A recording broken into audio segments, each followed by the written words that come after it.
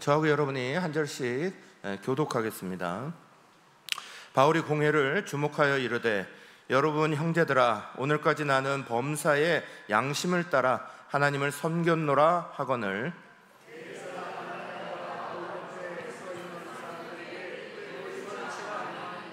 바울이 이르되 회칠한다미여 하나님이 너를 치시리로다. 내가 나를 율법대로 심판한다고 앉아서 율법을 어기고 나를 치라 하느냐 하니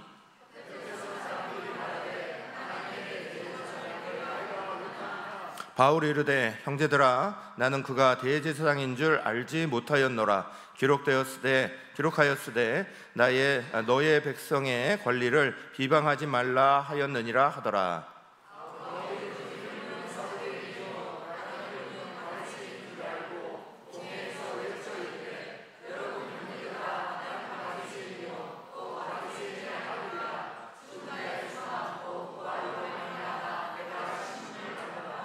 그 말을 한즉 바리새인과 사두개인 사이에 다툼이 생겨 무리가 나누어지니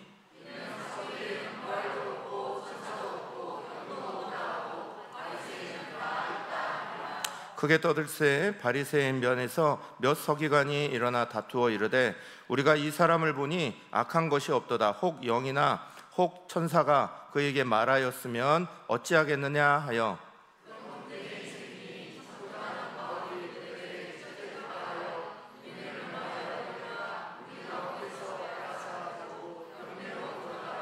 함께합니다.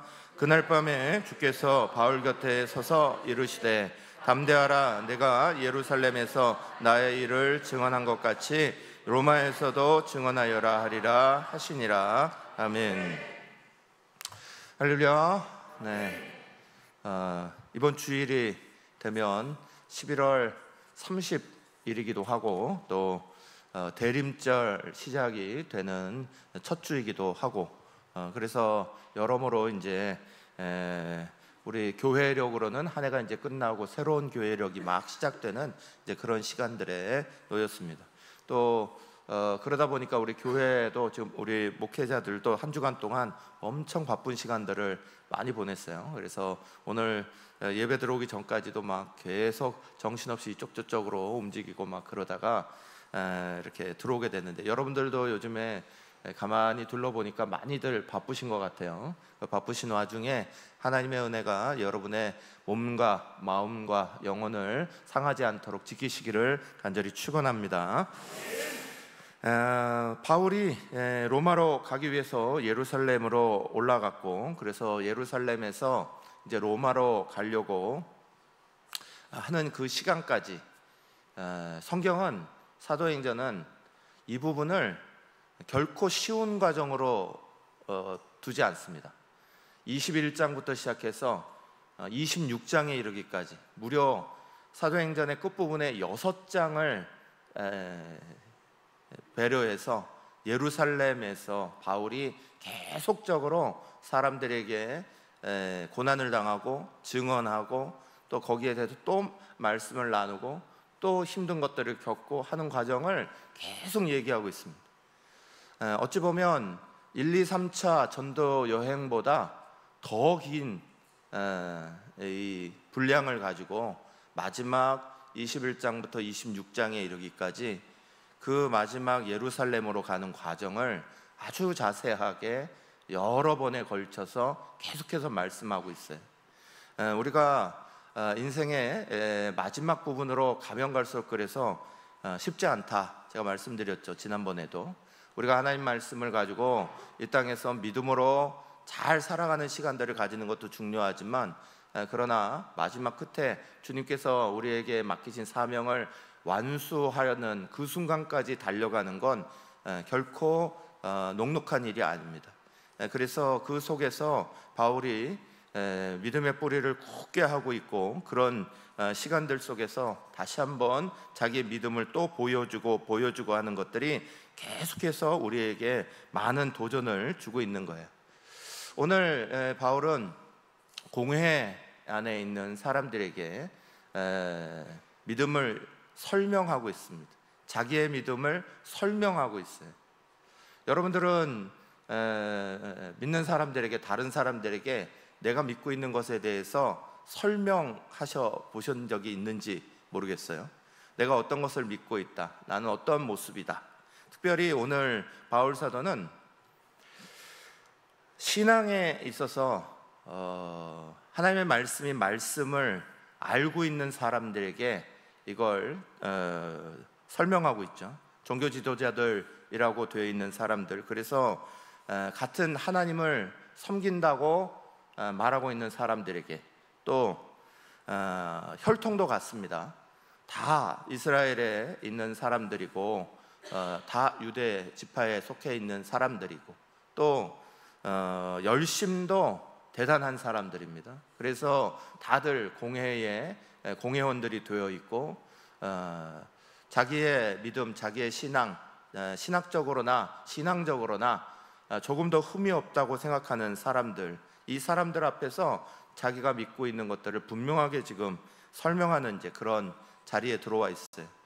단 하나 예수님에 대한 것만 다르죠. 이제까지 쭉 내려왔던 것을 예수님을 믿는, 예수님을 받아들인 바울과 그렇지 않고 그냥 유대의 전통에 따라서 믿고 있는 사람들과 이거 하나가 분명한 차이가 있는, 그래서 그것으로 말미암아 이 유대인들은 이미 예수를 십자가에 못 박기도 했습니다. 그것으로 말미암아 이미 다른 믿음, 다른 신앙이라고 생각했던 예수를 이미 그들의 손으로 십자가에 못 박는 일까지 저지른 사람들에게 복음을 다시 예수에 대해서 말하고 있는 이런 자리가 지금 주어져 있습니다. 여러분 같으시면 이런 믿음에 대해서 비판이 많은 사람들에게 어떻게 내 믿음을 설명할 수 있을까? 차라리 하나도 모르는 전도 여행 때 만난 사람들이라면, 그러면 간증을 통해서, 또는 내가 어떻게 하나님의 놀라운 은혜를 만난지에 대해서, 또는 그 시간에 역사하시는 하나님의 역사에 대해서 역사가 일어나는 것들로 인하여서 사람들에게 하나님이 살아계시다, 하나님이 계시다 하는 것들을 알릴 수 있을 겁니다. 그런데 하나님을 알고 있다고 생각하는 사람들, 이미 하나님의 말씀에 대해서 다 통달하고 있다고 생각하는 사람들, 이미 모든 것들을 다 꿰뚫고 있다라고 생각하고 있는 사람들에게 지금 바울이 자기의 믿음을 설명하고 있는 자리가 오늘 말씀의 자리입니다. 그래서 오늘 이 자리는 사실은 바울에게 있어서 굉장히 어려운 순간이기도 합니다. 굉장히 힘들고 그것을 잘 설명해내야 되는 큰 숙제를 가지고 있습니다. 그런데 이 바울은 이 자리 안에서도 굉장히 당당하죠. 어려운 신앙의 자리, 이것을 설명해야 되고, 또 신학적으로도 신앙적으로도 사람들에게 복음을 증거하고 싶고, 또 그런 모습 안에서 자기의 믿음을 분명하게 드러내고 싶은 바울의 모습. 그런데 그것이 결코 쉽지 않은, 다 대제사장들과 또 공회 신앙의 사람들과 신학자들이라고 말하는 사람들과 율법학자라고 말하는 사람들이 가득 있는 자리 안에서 자기의 믿음이 하나님 안에서 어떤 믿음이다라는 것들을 그들에게 증언하는 자리. 근데 바울은 이 자리 안에서 조금도 부끄러움이 없습니다. 당당하고 분명하고 거기에 대해서 분명한 메시지를 전할 수 있는 그 입술과 지혜가 분명했습니다. 신앙에 우리가 위기를 만나면, 어려운 순간이 딱 되면 흔히 머리가 하얘진다는 표현 쓰죠. 어떤 일들에 딱 겹치게 되면 그 일에 대해서 내가 설명할 수 있는데도 머리가 하얘지는 분들이 많죠. 머리가 하얘진다는 이야기는 사실 우리에게 아직 그것이 완전히 체질화되지 않았기 때문에 일어나는 일이기도 해요. 그냥 머리는 알고 있는데 내 몸으로 내 체질화가 되어서 이것들이 딱 증거되지 않을 때, 그럴 때 우리는 머리가 하얘지는 경험들을 하게 됩니다. 그냥 지식적으로만 들었던 것들, 머리로만 알았던 것들을 알고 있을 때, 그거 외운 것들 우리가 그냥 그렇게 들었던 것만 알고 있을 때 사실 우리가 머리가 하얘지죠. 그런데 지금 바울은 완전히 이 신앙이 자기에게 체질화되어 있어요. 그래서 조금도 흔들림이 없습니다. 그러면서 제일 먼저 밝혀내고 있는 자기의 체질화된 신앙의 뿌리, 그걸 지금 오늘 1, 2, 3로 지금 다 얘기하고 있는 거예요. 그게 오늘 우리 나타나고 있는 본문의 말씀이에요.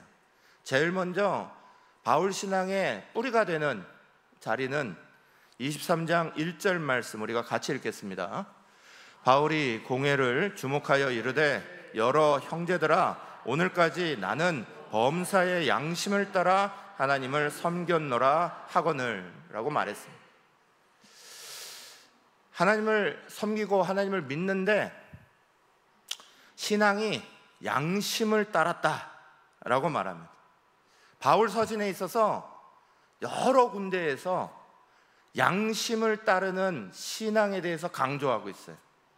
곳곳에는 우리의 신앙이라는 것이, 우리의 믿음이라는 것이 양심과 함께 움직이를, 그거를 또 착한 양심, 선한 양심과 함께 움직일 때 정말 좋은 믿음이 된다는 걸 바울 서신의 곳곳에서 밝히고 있습니다.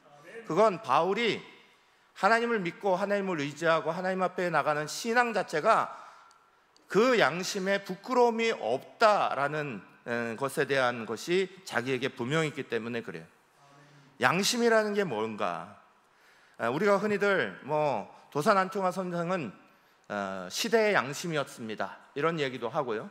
또 당신은 양심이 있는 사람입니까? 없는 사람입니까? 이런 소리도 하고요.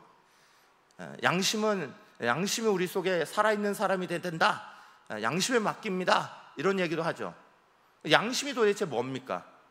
양심이라는 게 도대체 뭘 말하는 걸까요?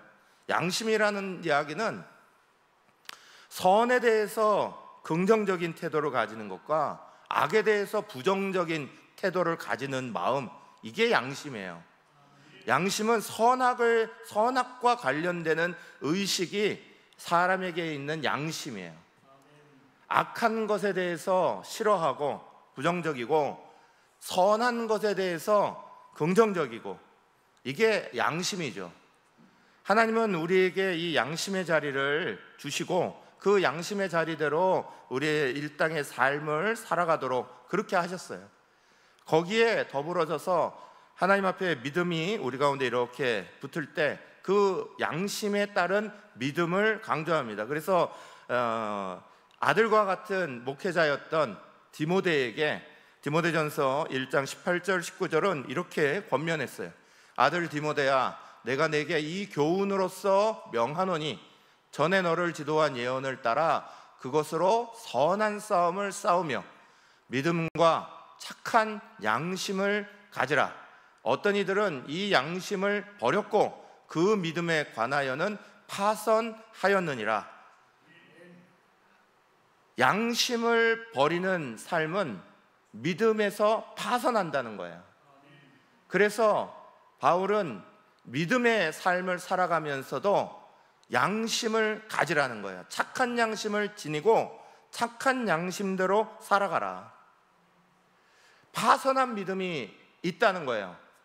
믿음 안에서도 믿음을 가지고 살았으나 그러나 양심을 따르지 않는 믿음은 파선한 믿음이다, 그렇게 얘기합니다. 양심을 따르는 믿음은 영혼을 살리는 믿음이 되지만 양심을 버린 믿음은 자기의 영혼도 구원하지 못할 뿐만 아니라 다른 사람에게도 그것을 아무것도 되지 못하는 것으로 만들어버리게 되죠. 노아의 홍수 시대에도 사람들은 나름대로 믿음이 있었습니다. 그러나 그 믿음의 자리 속에 하나님이 보시기에 진정으로 구원할 믿음을 가진 사람은 노아와 그 가족들밖에 없었어요. 착한 양심을 버렸고 믿음에서 파선하여서 주님의 배에, 구원의 배에 오를 수가 없었죠. 구약에 보면 발람이라는 선지자 이야기가 나옵니다. 이 발람이라는 선지자가 하나님 앞에서 때로는 하나님이 시키신 일을 막 예언하게 하죠. 그래서 출애굽 과정에 이 발람이라는 선지자를 통해서 발락이라는 왕이 막 이런 것들을, 악한 것을 막 말하게 해달라 할 때 하나님 앞에 딱 붙잡혀갖고 이스라엘을 저주하지 못하고 오히려 이쪽을 저주하게 되는 이런 일들을 막 하게 되기도 하고, 중간에 가서는 또 하나님의 말씀을, 하나님을 믿는 것에 대해서 막 이렇게 얘기하는 것들이 나타납니다. 그런데 성경은 발람이라는 선지자를 좋은 선지자로 말하지 않습니다. 그는 대표적으로 악한 선지자로 불려집니다. 거짓 선지자로 불려집니다. 선악을 구별할 줄 아는 마음을 올바로 하나님의 영광 위에 쓰지 아니하고 하나님 앞에 딱 붙잡혔을 때는 그걸 그렇게 했으나 그러나 나머지 자리에서는 이것들을 버려서 믿음을 파선한 사람의 대표적인 모습으로 발람이라는 선지자를 이야기하고 있어요.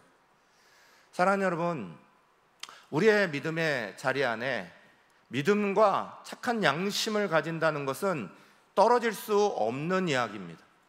오늘 우리의 삶의 자리 안에 나는 믿음을 가지고 하나 그 믿음이 하나님의 우리에게 주신 이 양심의 자리로부터 함께 역사하는 것들을 이 바울의 신앙 가운데서 같이 보게 됩니다.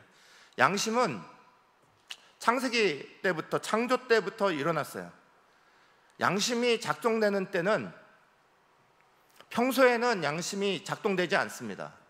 그러나 양심은 문제가 딱 일어났을 때 작동하게 되는 거죠.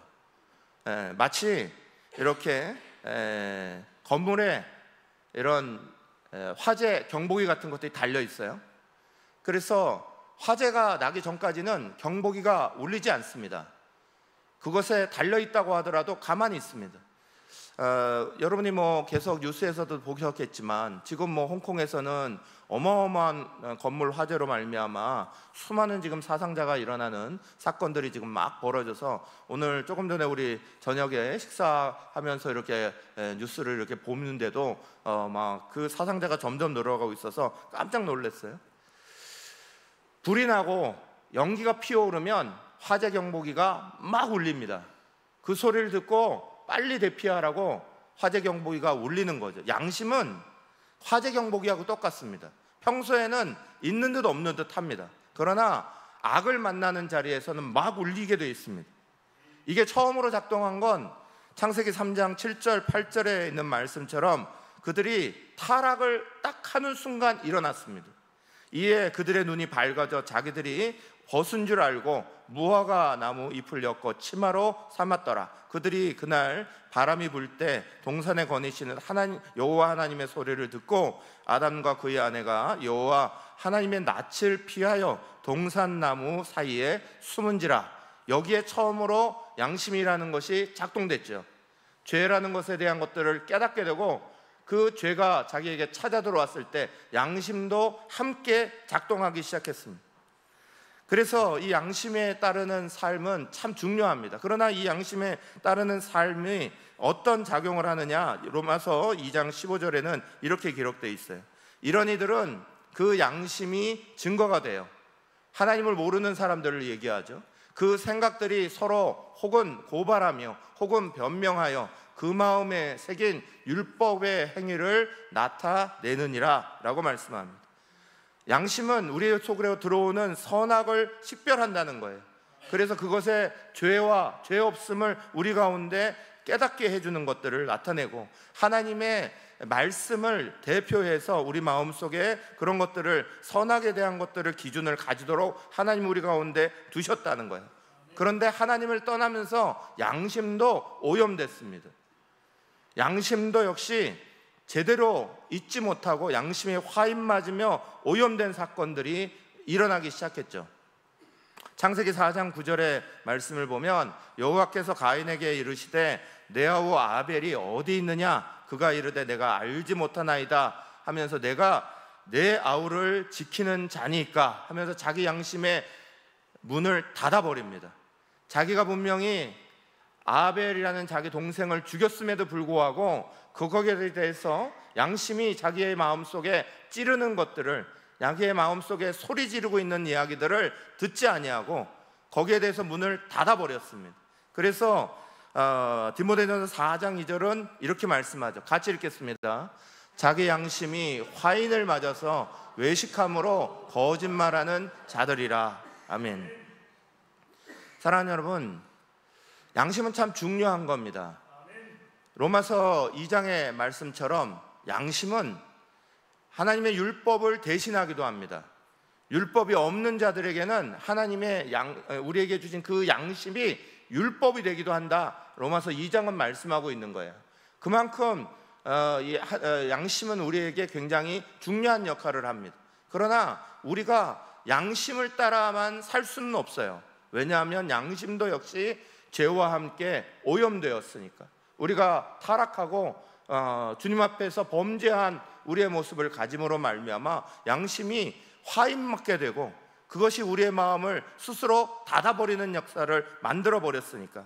그래서 온전한 양심, 선한 양심으로 우리의 마음을 가지지 못하게 만들어 버립니다. 예수를 믿는다는 거, 그리스도인이 된다는 거, 우리가 그리스도로 말미암아 거듭난 피조물이 된다는 말의 다른 의미는 선한 양심을 회복한다는 말이기도 합니다.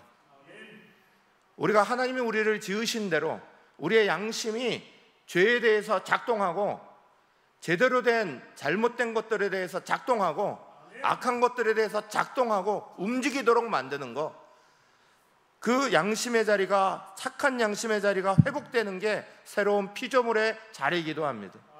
양심을 화인 맞아서 죄가 들어와도 스스로 그 죄에 대해서 문을 닫아버리고, 하나님을 배반하는 것들이 우리 속에 일어나도, 또 믿음의 사람들을 배반하는 것들이 일어나도, 하나님의 말씀에 대해서 우리가 지키지 못하는 것들이 일어나도 양심에 화인 맞아서 그것들이 스스로가 문을 닫아버리는 자리에 들어가 버리는 게 아니라, 그리스도가 우리에게 주신 새로운 피조물됨으로 말미암아 착한 양심이 우리 속에 계속해서 다시 올라오게 만드는 것. 내가 용서하지 못하면, 내가 사람을 용서하지 못하면 내 마음이 지극히 불편해서 아무것도 못하겠다 하는 것이 회복되는 것. 내가 하나님 말씀을 지키지 아니하면, 그리고 하나님 말씀을 증거하지 않으면 내 마음이 불붙는 것 같아서 어떻게 할 수 없습니다 고백하는 것이 일어나는 것. 사랑하는 여러분, 그것이 선한 양심이 우리 속에 회복되는 역사죠. 우리의 삶을 살아갈 때에 우리의 양심이 하나님의 말씀에 따라 진정으로 회복되어서 그 하나님 말씀과 우리의 양심이 올바르게 작동해서 선악을 선악으로 잘 분별할 수 있도록 만들어내는 것, 그게 우리의 삶에 있어서 무척이나 중요합니다. 사랑하는 여러분, 바울은 오늘 가장 위기의 순간, 어려운 순간에 자기의 삶을 이야기할 때에, 자기의 믿음을 이야기할 때에 나는 하나님 안에서 선한 양심을 가지고, 착한 양심을 가지고 범사의 양심에 따라 하나님을 섬겼노라, 이렇게 선포하고 있습니다. 나는 범사의 양심에 따라 하나님을 섬겼노라. 나는 사람들을 향하여서도 하나님을 향하여서도 양심에 꺼릴 낄 것이 없이 그렇게 하나님을 섬겼다라고. 그건 하나님이 내 마음을 회복시키셨다는 거예요. 내가 양심에 화인 맞은 자와 같이 다른 사람에게 편지하듯이 디모데에게 그 이야기를 해주는 것 같이, 바울은 스스로가 먼저 양심에 화인 맞았던 사람이라는 걸 스스로 말합니다. 자기도 양심에 화인 맞아서 예수 믿지 않는 사람들, 예수 믿는 사람들, 또 하나님 앞에 선하게 돌아와 있는 사람들을 다 해치고 다닐 때 그것들이 자기의 마음속에 조금 더 꺼리낌으로 다가오지 않았어요. 양심이 굳어지고 양심이 딱딱해졌을 때 하나님 말씀을 대하고 있으나 그는 믿음에 있어서는 파선한 사람이었어요. 그러나 그 양심의 파선의 자리에서 그리스도를 만남으로 그는 완전히 새로운 사람으로 거듭났습니다. 착한 양심을 가지고 있는 사람, 선한 양심으로 하나님 앞에 부끄러움이 없는 것이 자기에게 일어나는 사람, 하나님 앞에 잘못하면 부끄러움을 느낄 수 있는 사람, 그래서 하나님 앞에 무릎 꿇고 회개할 수밖에 없는 자기의 자신으로 돌아오는 것, 그게 착한 양심을 따라 하나님 앞에 섬겨나가는 사람들의 모습이죠. 바울은 그 이야기를 마지막 그 순간에도 똑같이 말합니다. 모든 대제사장들과 종교 지도자들이 있는 그 자리 가운데 그들이 종교라는 이름으로, 그들이 하나님을 믿는다는 이름으로, 율법이라는 이름으로 수많은 사람들을 정죄하고 수많은 사람들을 미워하고 옳고 그름을 따지고 거기에 대해서 수없이 많은 것들을 던지고 있을 때, 그것으로 수많은 사람들이 눈물 흘려가는 것들을 그저 아무렇지도 않게 보고 있는 사람들을 향하여 나는 양심을 따라 하나님을 섬겨왔다라고 말할 수 있는 거예요.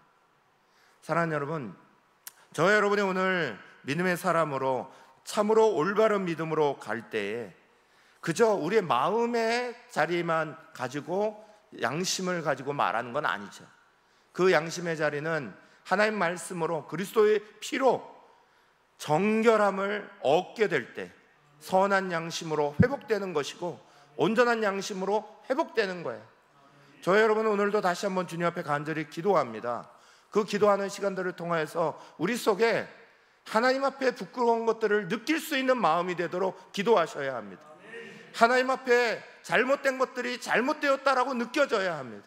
하나님 말씀을 지키지 못하고 하나님 말씀에 따라 용서하지 못하고 사랑하지 못하고 받아들이지 못하고 거기에 대해서 계속해서 우리 것들이 옳다라고 말하고 있는 그 양심의 자리를 닫고 있는 자리에서 벗어나서 그것이 부끄럽다고 느껴지는 착한 양심이 우리 속에 회복되는 자리가 믿음을 파선의 자리가 아니라 믿음을 믿음답게 살아가도록 만드는 거예요.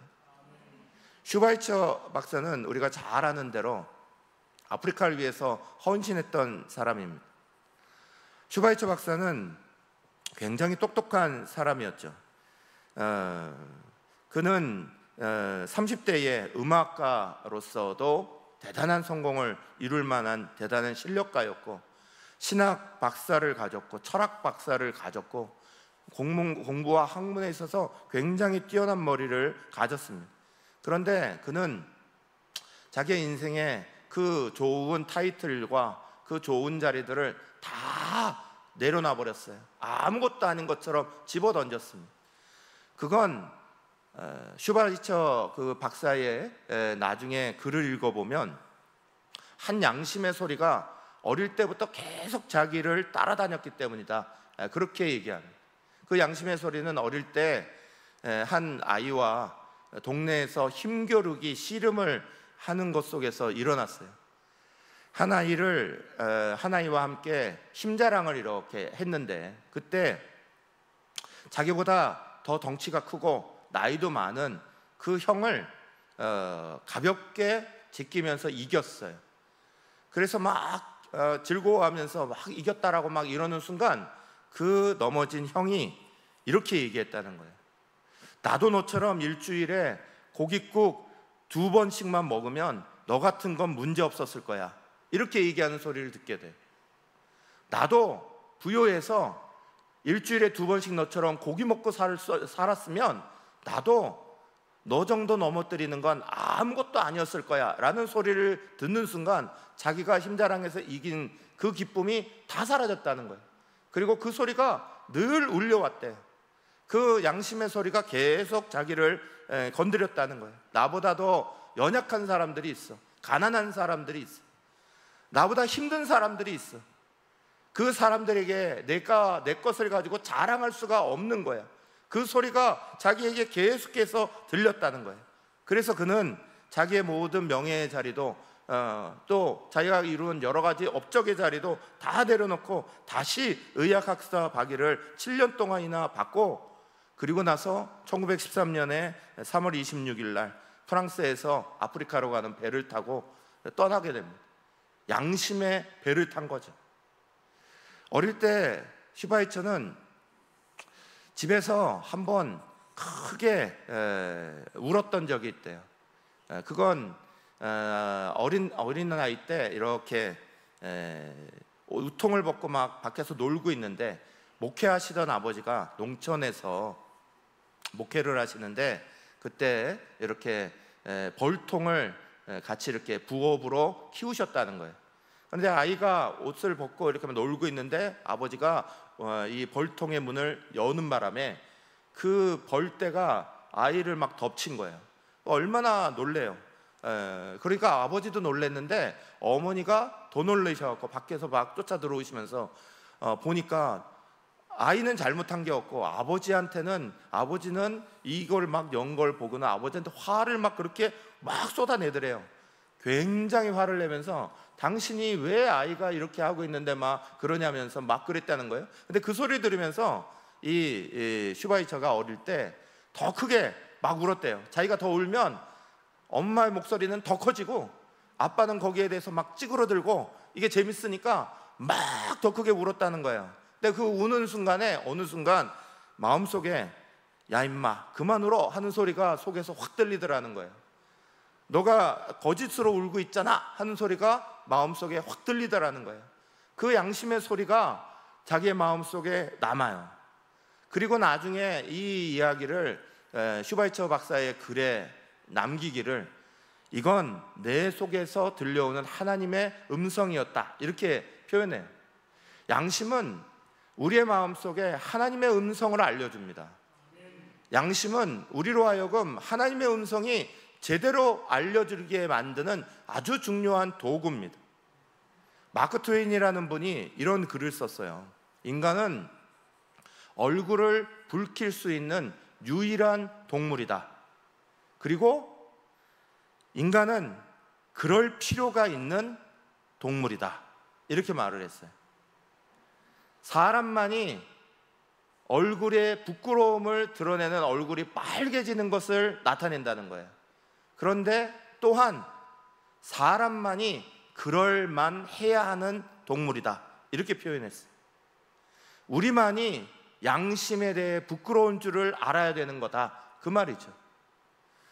사랑하는 여러분, 오늘 우리가 믿음의 생활을 이렇게 행할 때 주님이 바울을 통해서 알려주시고 말씀하고 있는 것처럼 바울이 어느 순간에서도 어떤 위기 속에서도 당당할 수 있었던 제일 중요한 자리 중에 한 가지는 내가 선한 양심에 따라 하나님을 섬겼다라는 자신감이에요.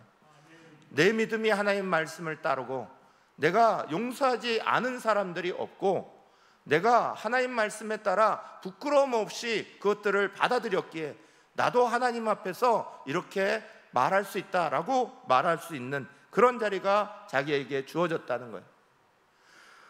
6절의 말씀은 우리 가운데 이렇게 말합니다. 바울이 그중 일부는 사두개인이요 다른 일부는 바리새인인 줄 알고 공회에서 외쳐 이르되 여러분 형제들아 나는 바리새인이요 또한 바리새인의 아들이라 죽은 자의 소망 곧 부활로 말미암아 내가 신문을 받노라. 아멘. 사랑하는 여러분, 바울은 자기 양심에 따라서도 분명하게 이렇게 자기 신앙에 부끄러움이 없다는 것을 밝혔지만 또 다른 중요한 한 가지는 부활이었습니다. 부활의 신앙이 바울에게 있어서는 자기의 신앙을 절대적으로 흔들리지 않게 만드는 결정적인 사건이었습니다. 바울은 우리가 잘 아는 대로 가장 많은 사람들을 쫓아다니면서 학대하고 힘들게 했던 아주 그런 사람이었죠. 그런데 이 위기의 순간에 왜 그 십자가와 그 부활에 대하여서 이 이야기를 했을까? 바울은 가장 위급한 순간에 결국 자기의 가장 깊은 곳에 있는 본질의 이야기를 하는 거예요. 우리도 마찬가지죠. 위기의 순간을 딱 만나게 되면 갑작스럽게 머리가 하얘지는 순간을 만나면 다른 가식이 없이 진짜 내가 가지고 있는 것들을 밖으로 드러내게 되는 거죠. 바울도 지금 자기에게 진짜 남아있는 가장 중요한 것 그거 얘기하는 거예요. 그거 속으로 터뜨릴 때에 자기에게 있어서 진짜 나를 변화시키는 가장 놀라운 사건이 결국은 십자가라는 거예요. 부활이라는 거예요. 그 전에 십자가는 바울에게 있어서 저주의 도구였습니다. 신명기 21장 23절의 말씀에 따라 나무에 달린 자는 하나님께 저주를 받았음이라는 말씀이 자기의 마음속에 딱 남아 있습니다. 모든 유대인들은 십자가를 부끄러움으로 알았습니다. 저주로 알았습니다. 그런데 그 저주의 자리가 다메섹으로 가는 도중 부활하신 주님의 현현 속에 부활하신 주님이 자기에게 나타나서 분명히 증거하는 것을 통하여서 완전히 바뀌게 되죠. 그러면서 그의 인생의 가장 중요한 자랑거리 갈라디아서 6장 14절은 분명히 말합니다. 함께 읽겠습니다. 그러나 내게는 우리 주 예수 그리스도의 십자가 외에 결코 자랑할 것이 없으니 그리스도로 말미암아 세상에 대하여 나를 하여 십자가에 못 박히고 내가 또한 세상에 대하여 그러하니라. 아멘. 바울은 그 부끄러웠던 십자가가 예수님의 부활, 그 부활의 현장이 자기에게 찾아오는 것으로 말미암아 완전히 저주에서 기쁨으로 바뀌었던 사람입니다. 그 부활의 신앙에 붙잡혀서 사람들과 함께 그 부활의 신앙을 분명히 말하면서 살 수 있는 것으로 자기의 마음속에 가졌던 사람입니다. 사랑하는 여러분, 저와 여러분이 오늘 우리 가운데 가지고 있는 신앙의 뿌리는 뭐에 자리를 두고 계십니까? 도덕적인 말씀에 뿌리를 두고 계십니까? 윤리적인 것에 말씀의 뿌리를 두고 계십니까? 아니면 정말 십자가와 부활, 우리에게 정말 가장 우리 자신들을 가장 놀랍게 바꿔준 그 사건 속에 우리는 사로잡혀서 믿음으로 살아가고 계시는 겁니다. 사랑하는 여러분, 오늘 우리의 신앙의 자리가 위기를 만나면 만날수록, 어려움을 만나면 만날수록 우리의 자리는 늘 흔들리게 되어 있습니다. 그러나 주님과의 분명한 만남이 있는 자리, 그리고 부활하신 주님을 만나는 그 자리가 우리 가운데 분명하게 주어질 때, 그 자리는 오늘 우리에게서도 오히려 어떤 어려움 속에서 힘을 내게 만드는 가장 중요한 자리가 되는 줄로 믿으시기를 축원합니다. 오늘 마지막 사도행전 23장 11절은 이렇게 증언해요. 같이 읽겠습니다. 그날 밤에 주께서 바울 곁에 서서 이르시되 담대하라, 내가 예루살렘에서 나의 일을 증언한 것 같이 로마에서도 증언하여라 하리라 하시니라. 아멘. 바울은 부활의 예수님을 그저 어느 한순간에 그냥 알고 아무 상관없이 살아갔던 사람이 아닙니다. 바울에게 있어서 부활은 가장 힘든 순간마다 부활하신 주님을 찾아와서 그 찾아오신 주님이 자기 옆에 서 있는 것을 늘 경험했던 신앙을 가진 사람이었어요. 그래서 바울의 신앙은 언제나 어려움 속에서도 당당하고 어려움 속에서도 모든 위기들을 이겨낼 수 있었습니다. 잠언 8장 17절 말씀, 나를 사랑하는 자들이 나의 사랑을 잊고 나를 간절히 찾는 자가 나를 만날 것이니라 하셨어요. 이 말씀처럼 주님의 부활을 간절히 찾고 만난 그 바울에게 부활하신 주님도 가장 위험하고 어려운 순간이 되면 항상 바울 곁에 같이 서 있어 주십니다. 오늘도 이 위험한 순간 바울이 이렇게 선포하고 나서 대제사장들과 종교 지도자들과 그 자리에 있는 사람들이 변화된 게 아니라 그것 통하여서 오히려 바울에게 더 큰 압박을 가하죠. 특히나 바울을 이제 죽이지 않고는 먹지도 않겠다 결단하는 사람들이 막 일어나는 이런 일들이 오히려 막 강하게 일어나는, 어려움에 더 큰 어려움이 막 들이닥치는 그 순간에도 그날 밤에 바울의 곁에는 부활하신 그 주님이 다시 서셔서 바울에게 친히 말씀하고 계세요. 바울이 주님의 부활하심을 간절히 사모하고 자기의 신앙의 깊은 뿌리 가운데 부활의 주님을 항상 두고, 그래서 그 주님과 함께 모든 어려움들을 이겨나가기에 앞장섰던 것처럼 주님도 바울이 어려움 겪고 힘든 일 겪을 때마다 그 부활의 자리를 항상 그 옆에서 서 계셔 주셨어요. 사랑하는 여러분, 저와 여러분은 오늘 우리의 위기와 여러 어려움들과 힘든 일들을 만날 때마다 그 위기 앞에서 자신의 의지로 그것들을 맞닥뜨리고 그것들을 넘어서려고 하는 것보다 더 중요한 것이 있죠. 그건 우리가 예수 옆에 서 있어야 한다는 거예요. 주님 옆에 항상 붙어서 있어야 하기를 간절히 사모해야 되고, 우리가 주님 옆에 붙어 있기를 간절히 사모하면 주님도 나의 어려움의 그 순간 지금 바울에게 향하셨던 것처럼 반드시 우리 옆에 쓰셔서 오늘 다시 한번 우리에게 확신 주시는 말씀을 주실 거라는 거예요. 그러나 우리가 주님의 자리를 멀리하고 위기가 오고 어려움이 오면 내 스스로의 머리와 내 의지를 가지고만 자꾸 풀어내려고 하면 주님이 우리의 옆에 서 있는 그 자리도 어느 틈엔가 멀어지게 되는 거예요. 사랑하는 여러분, 저와 여러분, 오늘 바울의 이야기들 속에서 바울이 위기 속에 어려움 속에서도 그 힘든 로마로 가는 길에 그 괴로움의 자리 속에서도 계속해서 자기의 신앙의 뿌리를, 신앙의 중심을 분명하게 되새기고 있다는 것을 우리는 꼭 기억하셔야 돼요. 그 자리는 양심에 따라 하나님을 섬기는 자리였고, 그 자리는 주님의 부활의 신앙과 함께 자기의 자리를 잡는 거였고, 그리고 그 신앙은 부활의 주님이 항상 내 옆에 서 있다고, 그것을 만나고 경험하는 자리 속에 그 신앙의 자리를 가진 거예요. 저와 여러분도 오늘 우리 다시 한번 우리의 신앙의 자리를 점검해 볼 때, 우리의 옆에 진정으로 어려움을 만날 때마다 주님이 서 계셔서 나와 함께 말씀해 주시고 나에게 다시 한번 확신 주시고 일어나게 하시는 놀라운 은혜가 저와 여러분에게 다시 한번 일어나시기를 간절히 축원합니다.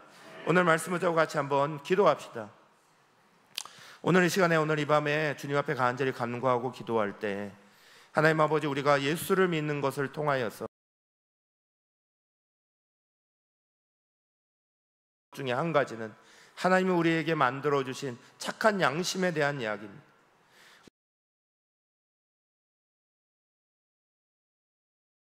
활동할 수 있도록 악한 것을 우리 마음속에 가져올 때, 다가올 때, 또 주님의 말씀, 주님의 명령을 우리가 지키지 않으려 할 때, 정말 용서해야 될 사람, 사랑해야 될 사람을 그렇게 하지 못할 때, 우리가 다른 사람을 정죄하고 왜곡하고 다른 사람을 그렇게 바라볼 때에 우리의 양심의 소리가 불편하게 만들고 우리 속에다 다시 한번 경고음을 크게 내는, 진정으로 그 자리가 제대로 작동하는 역사로 우리 가운데 일어날 수 있도록, 우리의 믿음이 주님이 말씀하신 대로 착한 양심과 함께 굳어져서 믿음에 파선하지 말고 진정한 올바른 믿음의 자리로 나아갈 수 있도록 간절히 구하시고, 그 부활하신 주님, 능력의 주님, 우리를 완전히 새롭게 하신 그 주님의 놀라운 은혜가 오늘도 우리 가운데 찾아오셔서 함께 하시면서, 그 자리가 그저 머릿속으로만 머무는 자리가 아니라 내가 위기를 겪을 때마다 내 바로 옆에 계신 주님으로, 내 바로 옆에서 나에게 다시 한번 확신을 주시는 주님으로 내가 그렇게 주님을 만나고 경험하고 살아갈 수 있도록 이 시간에 다시 한번 우리 신앙의 뿌리를 바울의 신앙과 비추어 다시 한번 새롭게 하시는 놀라운 은혜를 만나도록 이 시간에 주여 외치며 함께 기도하겠습니다. 주여.